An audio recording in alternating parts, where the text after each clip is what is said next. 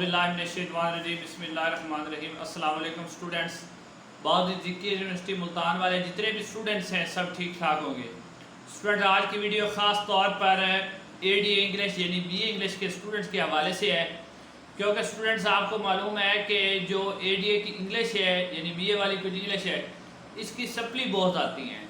तो आज की वीडियो के अंदर मैं आपको इसके रीज़न बताऊंगा कि ज़्यादा सप्ली क्यों आ रही हैं, स्टूडेंट्स कौन कौन सी ऐसी बड़ी बड़ी मिस्टेक या गलतियां कर रहे हैं और इन गलतियों से हम बाहर निकल कैसे सकते हैं, यानी इसका सोल्यूशन क्या है।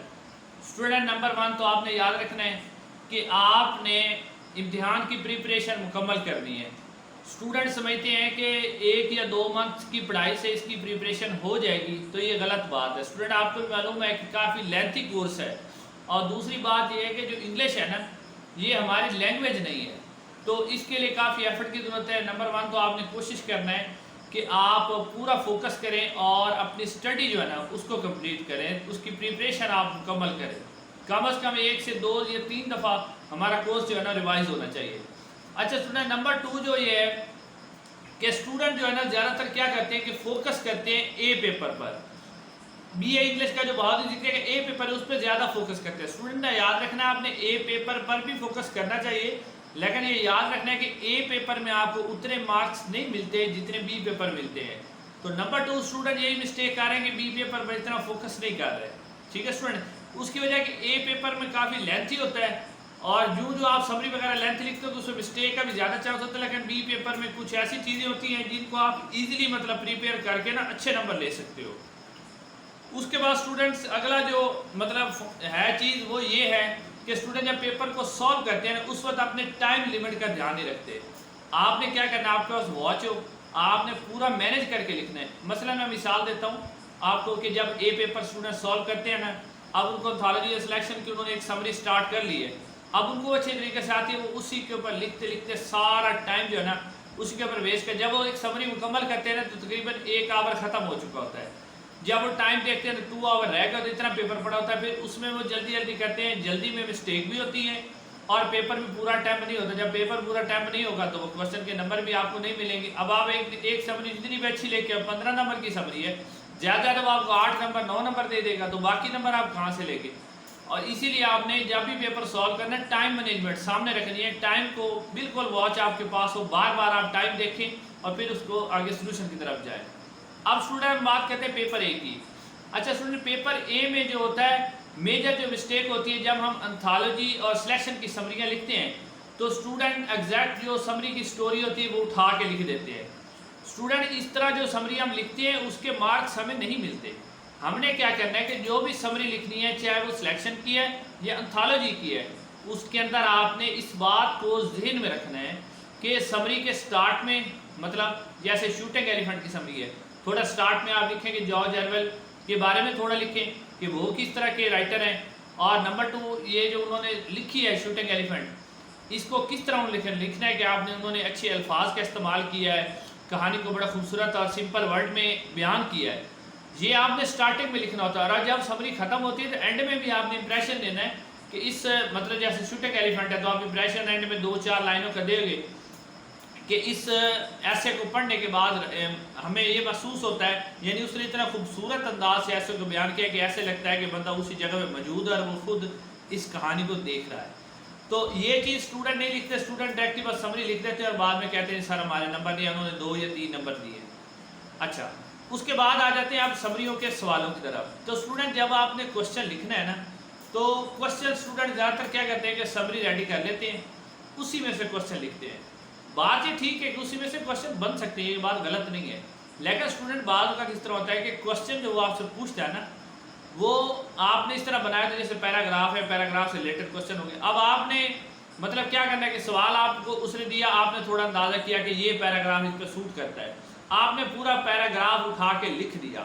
उसमें क्या होता है कि उसमें कुछ चीज़ें ऐसी आ जाती जो उस जो क्वेश्चन होता है उससे रिलेटेड नहीं होती, यानी इररेलेवेंट होती है। जब आप चीज़ रिलेटेड नहीं लिखोगे, थोड़ी उससे हट के होगी, टॉपिक से नहीं मिलती जुलती होगी, तो एक आधी लाइन ठीक है उसका पैराग्राफ के अंदर होगी जो आपके क्वेश्चन से भी मैच करती होती है, लेकिन ज़्यादातर क्या होता है कि वो क्वेश्चन से चीज़ें मैच नहीं करती, तो हम वो पूरा पैरा लिख देते हैं जिससे एग्जामिनर पर पूरा बैड इंप्रेशन जाता है।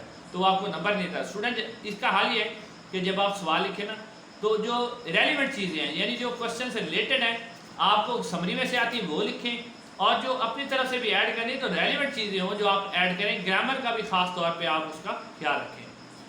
ये तो हो गया स्टूडेंट समरी है जो 39 सिलेक्शन। अब हम चलते हैं जो 5 वर्ड्स की समरी है।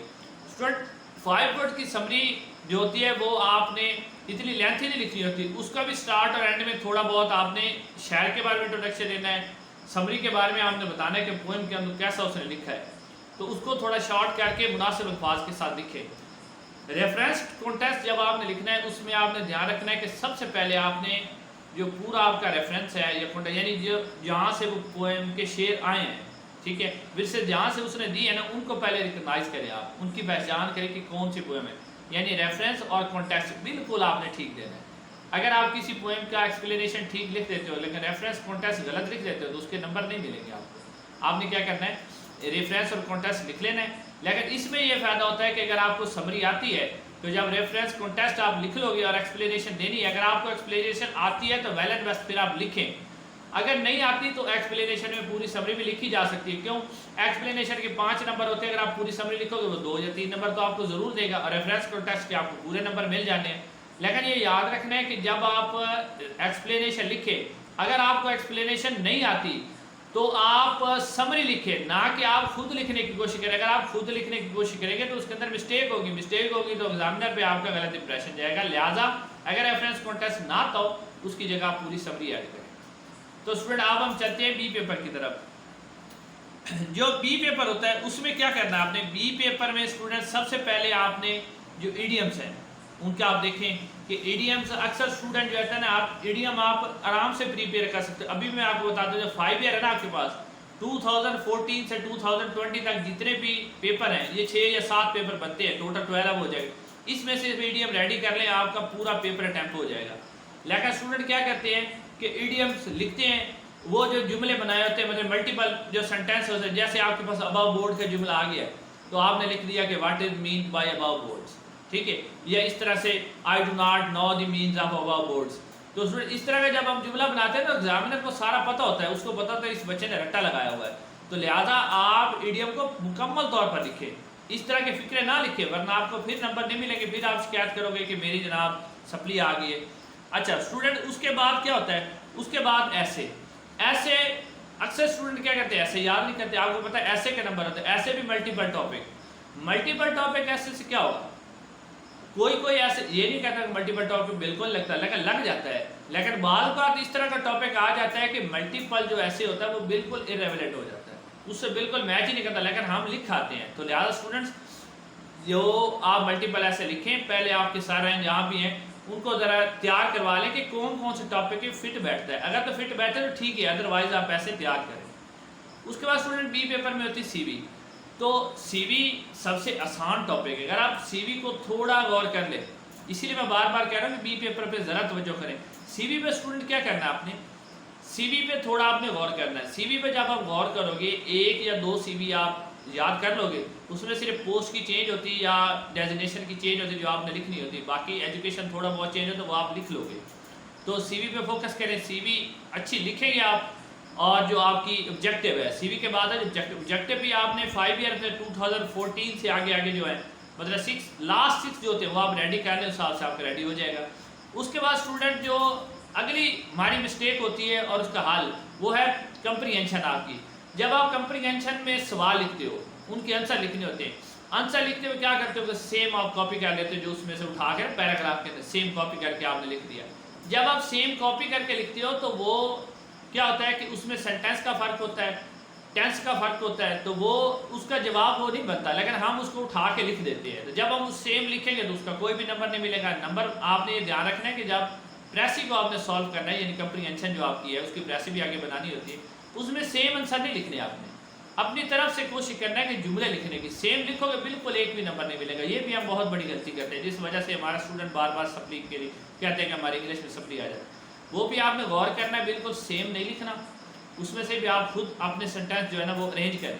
अरेंज करने के बाद जब आप लंबा जवाब लिखने की ज़रूरत नहीं है, इसमें कोई नहीं होता कि 150 वर्ड या आपने 200 वर्ड लिखने हैं, इसमें वर्ड का तो चक्कर ही नहीं होता।